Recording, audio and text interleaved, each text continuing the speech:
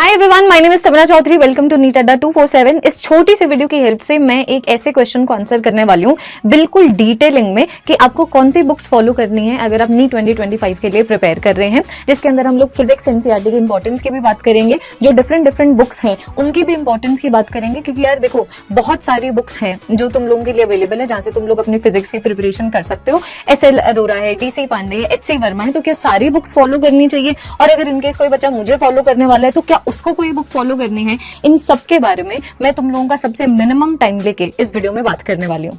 अगर कोई बच्चा यहाँ पर नया है, I am a physics educator for NEET UG. स्वागत है आप सबका नीट अड्डा 247 के इस यूट्यूब चैनल के ऊपर। अगर आप इस चैनल के ऊपर नए हैं तो इस चैनल को अभी सब्सक्राइब कर लीजिए, क्योंकि इसी चैनल के ऊपर आपकी जीएनटी टीम फिजिक्स, केमिस्ट्री और बायो को संभाल रही है। तो देखो बच्चों, अगर मैं 180 और 118 फिजिक्स की बात करूं तो ऑब्वियसली बात है यार, बुक्स का बहुत ही ज्यादा इंपॉर्टेंट रोल आता है ना। बुक्स का इंपॉर्टेंट रोल आता है दो तरीके से कि तुम्हें अगर कोई कंसेप्ट नहीं समझ आ रहा है ना, तो तुम वो वाली बुक से उस कंसेप्ट को पढ़ लो। या फिर मानो अगर तुम्हारा क्लास में कोई कंसेप्ट नहीं क्लियर हुआ है और तुम चाहते हो कि उसके ऊपर न्यूमेरिकल क्वेश्चन सॉल्व करके उस कंसेप्ट को स्ट्रेंथन करना चाहिए, तो उन एक्स्ट्रा क्वेश्चन प्रैक्टिस क्वेश्चन के लिए भी ऑब्वियसली बात है बुक्स का बहुत ही इंपॉर्टेंट रोल है। अब यहाँ पर बच्चों दिक्कत ये आती है कि कभी कभी ना इट इज लाइक यार, तुम कौन सा हेयर ऑयल लगाओ, इट विल डिपेंड ऑन तुम्हारी स्कैल्प कैसी है ना। तुम किस तरीके का फेस वॉश लगाओ विल डिपेंड ऑन तुम्हारी स्किन कैसी है।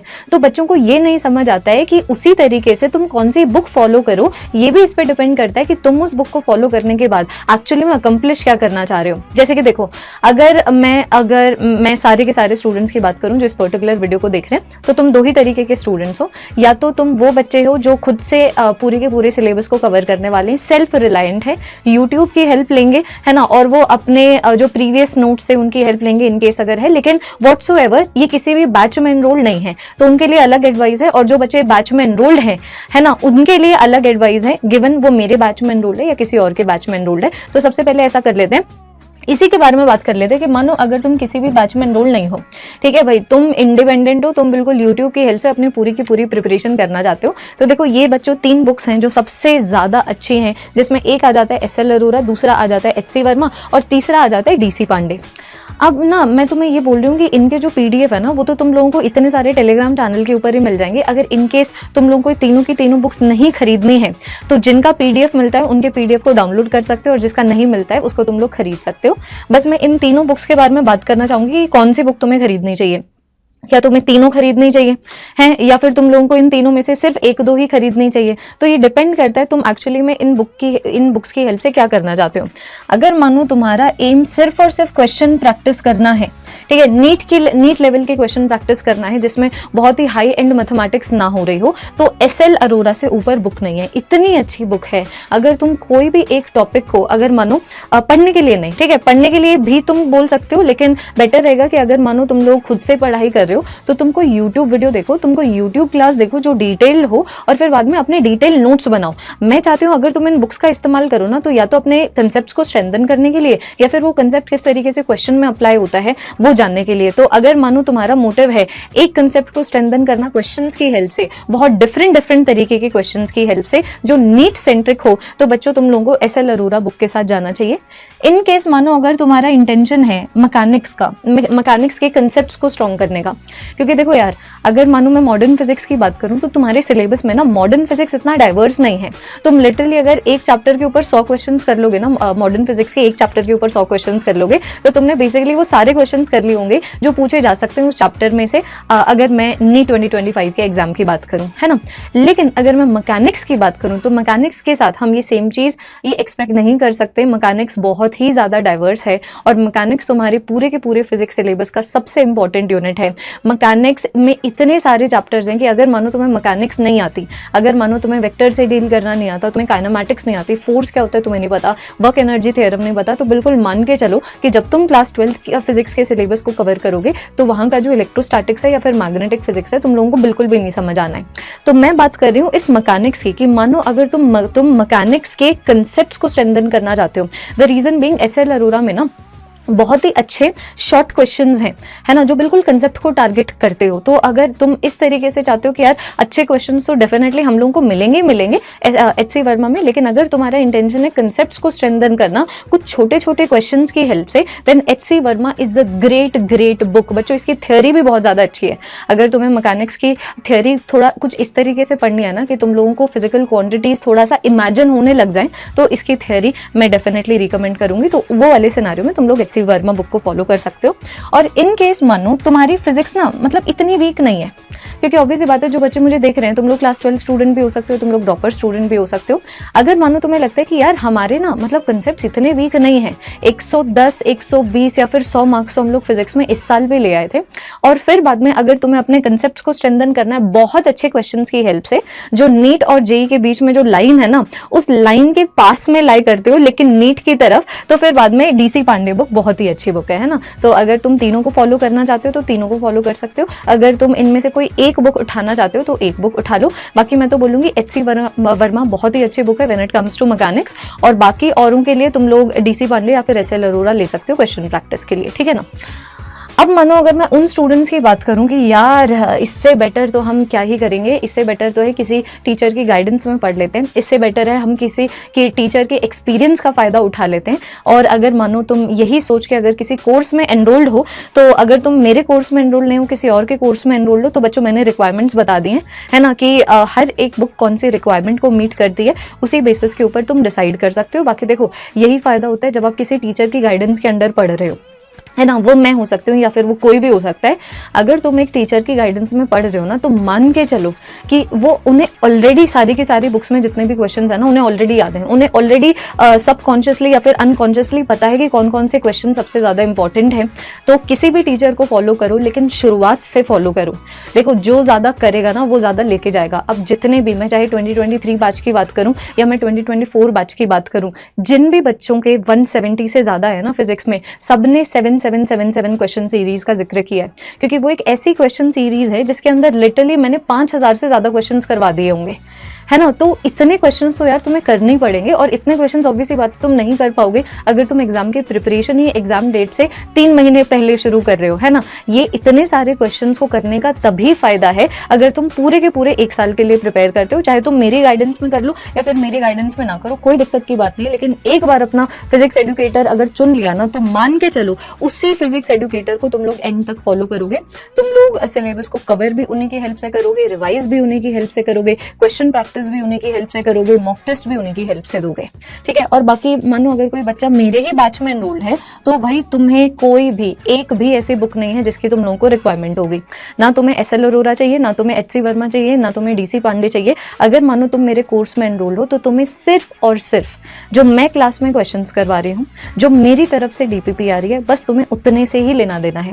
क्योंकि देखो यार क्वेश्चन सॉल्विंग भी ऐसा नहीं है, जैसे कि मानो अगर मैं 2024 बैच की बात करूँ, उनको भी कुछ 6 से 7 हज़ार क्वेश्चन तो हम लोगों ने सॉल्व कर ही लिए होंगे पूरे के पूरे 1 साल में।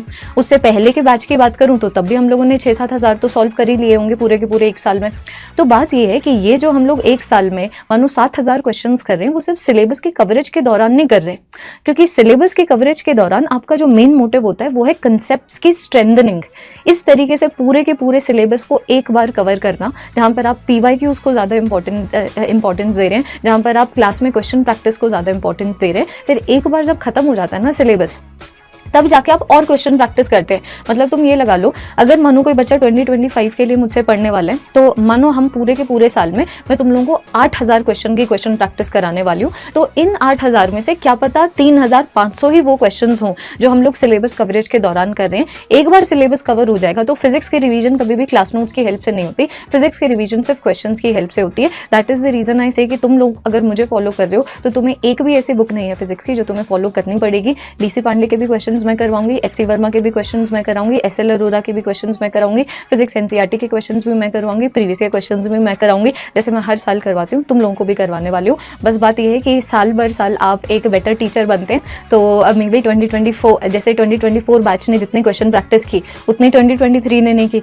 जितनी 2023 ने की उतनी 2022 ने नहीं की। तो उसी तरीके से जितनी क्वेश्चन प्रैक्टिस 2024 में नहीं हुई, उससे कई ज़्यादा क्वेश्चन प्रैक्टिस 2025 के स्टूडेंट्स के होने वाली है, ठीक है। तो ये तो बच्चों मैंने बुक्स के बारे में बता दिया। अब एक बार ना ये वाला क्वेश्चन भी उठा लेती हूँ कि भाई दी ये तो आपने ऐसे बुक्स के बारे में बात कर लिया जो एक्सटर्नल बुक्स हैं, है ना।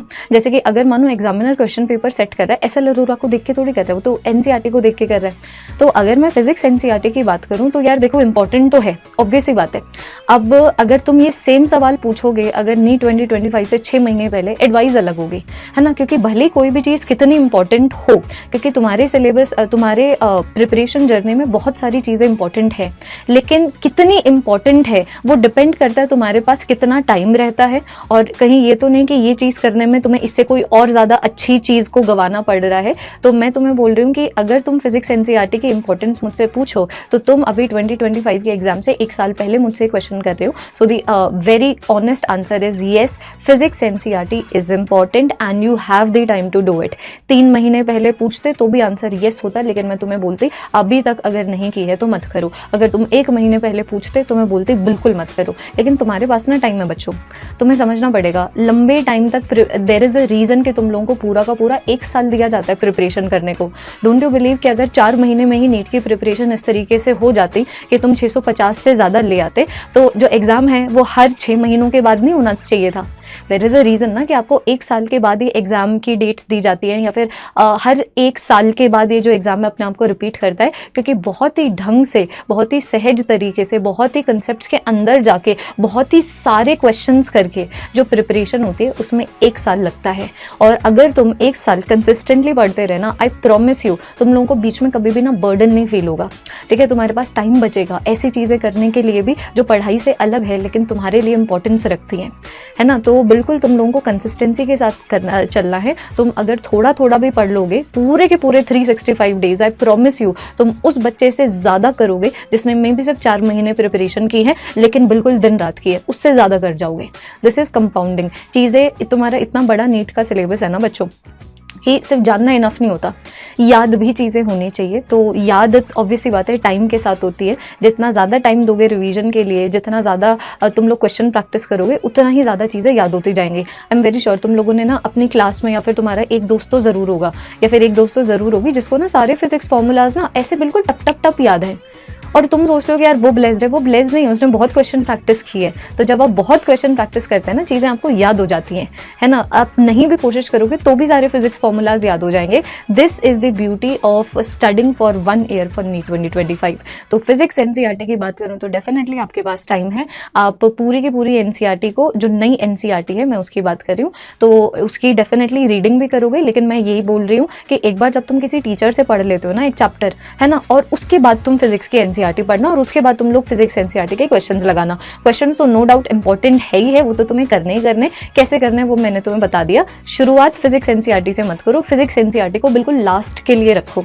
क्योंकि अगर तुम लोग पहली फिजिक्स एनसीईआरटी उठाओगे ना तो तुम्हें लगेगा हर लाइन इंपॉर्टेंट है, हर क्वेश्चन इंपॉर्टेंट है। लेकिन एक बार तुम एक टीचर की हेल्प से अगर कोई फिजिक्स के चैप्टर को पढ़ लेते हो, फिर फिजिक्स एनसीईआरटी पे आओगे तो तुम्हें नजर आएगा कि यार ये तो बहुत बेसिक सी चीजें हैं, तो ना तो तुम्हें वो हाईलाइट करने हैं, या फिर ये तो बहुत ही बेसिक से क्वेश्चंस है, ना तो तुम्हें उनको टिक करना है। क्योंकि जब भी तुम लोग फिजिक्स एनसीईआरटी की हेल्प से क्वेश्चन सॉल्व कर रहे होगे, तुम्हें सारे के सारे वो क्वेश्चन टिक करने हैं जो अच्छे क्वेश्चन हैं, जिनको तुम्हें रिविजिट करना है। तो ये हो गया बच्चों फिजिक्स एनसीईआरटी के पॉइंट ऑफ व्यू से डिस्कशन। अब अगर मैं बात करूं कि क्या आपको डिलीटेड टॉपिक्स पढ़ने चाहिए, तो देखो अभी जो मैं बोलने वाली हूँ that goes out for any exam. अगर कभी भी कोई भी एग्जाम कंडक्टिंग बॉडी एक सिलेबस देती है तो डेफिनेटली आपको डिलीटेड टॉपिक्स या फिर डिलीटेड सिलेबस नहीं करना चाहिए, आपको नए सिलेबस के पर्सपेक्टिव से ही चलना चाहिए। लेकिन अगर मानो मैं 2024 में जो हुआ, जैसे 2 क्वेश्चंस ऐसे आए जो डिलीटेड टॉपिक में से थे, जैसे कि अगर तुम 2023 का, 2022 का, 2021 का सिलेबस देखो ना, वहाँ पर rolling motion, alpha beta gamma D के मेंशन्ड होता था। लेकिन जब एनटीए ने नया सिलेबस दिया, दोनों चीज़ें डिलीटेड थी लेकिन वहाँ से फिर भी क्वेश्चन आ गए ना। इसीलिए मैं बोल रही हूँ कि डिलीटेड टॉपिक्स डेफिनेटली तुम्हें सारे के सारे नहीं करने हैं।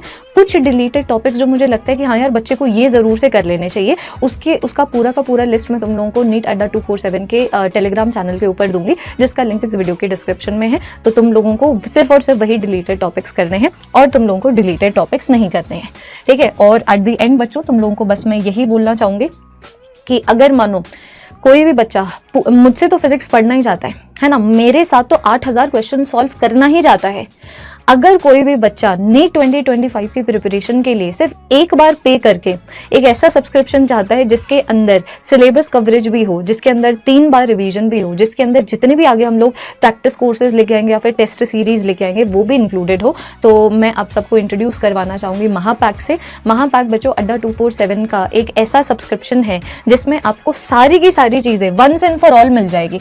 क्योंकि मैंने देखा है कि कुछ कुछ ऐसे इंस्टीट्यूट्स हैं या फिर कुछ कुछ ऐसे कोचिंग इंस्टीट्यूट्स हैं जो क्या करते हैं, मान लो 4000 में एक कोर्स निकाल दिया, फिर बाद में जब क्रैश कोर्स आएगा वो 2000 में निकाल देंगे, अगला क्रैश कोर्स 2000 में निकाल देंगे, टेस्ट सीरीज 3000 में निकाल देंगे, तो बात तो सेम ही पड़ जाती है ना। इनफैक्ट वो तो तुम लोगों को ज्यादा कॉस्टली पड़ता है। तो अगर मानो कोई भी बच्चे की प्रायोरिटी ये है कि आप बार बार अपने पेरेंट्स से पैसे ना मांगने पड़े, हमें एक ही बार पे करना पड़े, और नीट 2025 से एसोसिएटेड जितना कुछ भी इंपॉर्टेंट है, चाहे आप क्लास 12 के स्टूडेंट हो या फिर आप ड्रॉपर हो, तो फिर आप ड्रॉपर महापैक को खरीद सकते हैं, जिसका लिंक इस वीडियो की डिस्क्रिप्शन में है। बच्चों ऑब्वियस सी बात है, यहाँ पर आपको जितने भी हम लोग आगे फ्यूचर बैचेस लेके आएंगे, अभी तो सिर्फ सिलेबस ही कवर कर रहे हैं ना, तो सिलेबस कवर करेंगे, आगे हम लोग को रिवीजन भी करनी है, आगे हम लोग को प्रैक्टिस भी करनी है, ऐसे थोड़ी 8000 क्वेश्चन होंगे, है ना। तो ये जो महापैक है पूरा का पूरा, इसके अंदर फिजिक्स केमिस्ट्री बायो तीनों है। मैं फिजिक्स के पॉइंट ऑफ व्यू से बोल रही हूँ कि ऑब्वियस सी बात है कि आगे रिवीजन कोर्सेज भी आएंगे, प्रैक्टिस कोर्सेज भी आएंगे, तो वो जितने भी फ्यूचर बैचेस होंगे सारे के सारे आपके लिए फ्री होंगे।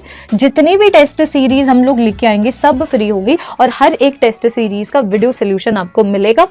Unlimited access to DPP and solutions, जैसे कि अगर मानो आप महापैक को खरीदते हैं तो आप लोगों के पास ना डीपीपी बुकलेट जाएंगी आपके घर। डीपीपी बुकलेट में क्या होगा कि फॉर एग्जाम्पल मानो डुअल नेचर को मैंने 4 क्लासेस में कंप्लीट कराया, हर क्लास की एक डीपीपी है, लेकिन बात बस ये है ये हम लोग तुम्हें पहले ही दे रहे हैं कि भाई जब तुम मुझसे पढ़ ही रहा है तो पूरे के पूरे साल मुझे तो अच्छे से पता है कि भाई मैं ये इतना मैं पढ़ाने वाली हूँ, मुझे तो पता ही है ना। तो उनकी डीपीपीज भी ऑलरेडी बनी हुई है, तो हमने सोचा कि इस तरीके से एक एक करके डीपीपी देने से अच्छा है, बेटर है बच्चे को डीपीपी उसके घर ही पहुंचा देते हैं। तो ये जो डीपीपी है पूरी की पूरी क्लास 11th की पीसीबी और पूरी की पूरी क्लास 12th की पीसीबी तुम लोगों को अब मिल जाएगी, ठीक है। उसके बाद बच्चों तुम लोगों के पास आरएनए और डीएनए का एक्सेस होगा। तो आरएनए डीएनए बेसिकली एक फीचर है अड्डा 247 के आपके ऊपर, जहां पर आप क्या कर सकते हैं, जैसे कि मानो तुम कोई चैप्टर पढ़ रहे हो और तुम्हें अच्छे से पता है कि यार ये वाला टॉपिक में ना, इस टॉपिक में मैं बार बार गलती करती हूँ, या फिर ये वाले टॉपिक के अंदर तो मुझे और एक्स्ट्रा क्वेश्चन प्रैक्टिस करनी पड़ेगी, तो तुम लोग अड्डा 247 के ऐप के अंदर जाके आरएनए को एक्सेस कर सकते हो। RNA is basically what, it is rapid NEET assessment. इसका मतलब क्या है, इसका मतलब तुम रैपिडली टॉपिक वाइज उसके ऊपर क्वेश्चंस ले सकते हो, पीडीएफ के फॉर्मेट में भी ले सकते हो बच्चों, तुम लोग उसको क्विज के फॉर्मेट में भी दे सकते हो। लेकिन कभी भी तुम्हें लगे कि भाई ये वाले टॉपिक पे बार बार गलती हो रही है, तो दैट इज इट, वो वाले टॉपिक को सिलेक्ट करो, उसके ऊपर एक्स्ट्रा क्वेश्चन या तो डाउनलोड कर लो या फिर उसको क्विज के फॉर्मेट में दे दो, है ना। साथ में बच्चों तुम लोगों को नीट का खजाना भी मिलेगा, क्योंकि देखो कभी कभी ऐसे भी होता है कि मानो मैं क्लास में करवा रही हूँ dual nature of radiation and matter, लेकिन एक बच्चे को dual nature of radiation and matter आता है और उसके क्वेश्चंस बिल्कुल यूं सॉल्व होते हैं, तो मानो अगर उस बच्चे को कोई और चैप्टर पढ़ना है कभी भी, है ना, तो उसको किसी और टीचर के ऊपर के पास जाने की जरूरत नहीं पड़ेगी। नो मैटर व्हाट, अगर आपको कभी भी लगे कि मैम जो पढ़ा रही है वो तो ठीक है, लेकिन इसके आगे हम लोग और भी चीजें करना चाहते हैं, ठीक है, तो तुम लोगों को वेट नहीं करना है। जो हमारे प्रीवियस बैचेस थे, जो हमारे प्रीवियस डिटेल बैचेस थे, उसका एक्सेस तुम लोगों को मिल जाएगा। मेंटरशिप बैच भी होगा जिसके अंदर जो तुम्हारी जीएनटी पार्ट है तुम लोगों को गाइड करती रहेगी अपने प्रिपरेशन जर्नी में। 3D एक्सपेरिमेंटल लर्निंग भी मिलेगा। मानो अगर कोई ऐसा टॉपिक है, एक ऐसी प्रोसेस है जिसको तुम लोग विजुअली अगर देखो तो तुम्हें लग रहा है कि तुम्हें ज्यादा समझ आएगी, तो तुम 3D का पूरा अनलॉक्ड होगा तुम लोगों के लिए। उसी सेम चीज को तुम लोग 3D फॉर्मेट में दे सकते हो। उसी तरीके से बच्चों तुम लोगों के घर पे 18 बुक्स का स्टडी मटेरियल पहुंचाया जाएगा। जैसे कि मैंने बोला था कि अगर मानो तुम मुझे अगर फॉलो कर रहे हो फिजिक्स के लिए, तो तुम्हारे नोट्स ही और मेरी तरफ से जो डीपीपी आ रही है बस वही तुम्हारा स्टडी मटेरियल है। आगे रिवाइज करेंगे तब जो हम लोग क्लास में क्वेश्चंस करेंगे वही तुम्हारा स्टडी मटेरियल है। लेकिन इसके अलावा मानो अगर इसके अलावा तुम्हें लगता है कि नहीं यार हमें ना एक प्रॉपर स्टडी मटेरियल चाहिए जैसे और इंस्टीट्यूट्स देते हैं, तो फिर ये 18 बुक्स का स्टडी मटेरियल तुम्हारे पास पहुंचेगा, जिसके अंदर ऑब्वियस सी बात है, जिसके अंदर थियरी भी होंगी, कंसेप्ट्स भी होंगे और एक्स्ट्रा क्वेश्चंस भी प्रेजेंट होंगे। मतलब हम लोगों ने अपनी बार तो क्वेश्चन का भंडार बना दिया कि एक भी ऐसा स्टूडेंट ना हो, है ना, जिसको कभी भी ये लगे कि यार इस टॉपिक के ऊपर क्वेश्चन की हम लोगों को कमी महसूस हो रही है और ये वाला टॉपिक हमारा कमजोर है, तुम्हें कभी भी लगे कि यार किसी एक पर्टिकुलर टॉपिक के ऊपर तुम क्वेश्चन प्रैक्टिस करना चाहते हो, तो देखो यहाँ पर ये जो 18 बुक्स हैं उनमें भी क्वेश्चंस मिलेंगे। जो डीपीपी तुम लोगों को 1 डीपीपी जाएगी उनके अंदर भी क्वेश्चंस मिलेंगे, आरएनए डीएनए के अंदर भी क्वेश्चंस मिलेंगे, और जितनी भी टेस्ट सीरीज 2025 के लिए आएंगी सारी की सारी चीजें तुम्हारे लिए अनलॉक हो जाएंगी। तो ये फीचर्स हैं 1 महापैक के। अभी देखो इसका प्राइस तो 22,000 है, लेकिन ये 1 इंस्टॉलमेंट है, तुम्हें 2025 के लिए आगे कभी भी कुछ भी नहीं पे करना पड़ेगा। तो ये जो प्राइस है तुम 25% ऑफ पा सकते हो GNT 99 कोड लगा के, और तुम्हारे पास ये वाला प्राइस पड़ेगा पूरे के पूरे 1 साल के लिए। देखो 16500 डिवाइडेड बाय 365 कर लो, इसको आज अप्रोक्सीमेशंस में लेते हैं। तो अगर मानो मैं इसको अप्रोक्सीमेशंस में ले लूँ तो ये मैंने ऐसे कर दिया, ये मेरे पास 360 आ गया, देखना एक बार ये चला गया, यहाँ पर 9 आ गया, यहाँ पर मेरे पास कितना बना, ये मेरे पास बना 410। हाँ जी, एक बार जरा सा देखो 410। अब तुम और काटा पीटी कर लो तो तुम्हें पता लग जाएगा कि जो एक दिन के पैसे हैं, एक दिन के पैसे 410 डिवाइडेड बाय 9 है। इतने कम रुपयों में तुम्हारा पर डे तुम लोग पूरी की पूरी नीट 2025 के लिए प्रिपरेशन कर सकते हो। That is all everyone. अगर मानो आपको कोई भी क्वेरी हो, चाहे महापैक से एसोसिएटेड या फिर बुक से एसोसिएटेड या फिर इन जनरल नीट 2025 से एसोसिएटेड, तो अपनी क्वेरीज को कमेंट सेक्शन में छोड़ के जा सकते हो, मैं उसके ऊपर एक डिटेल वीडियो बना दूंगी। That is all everyone, thank you so much.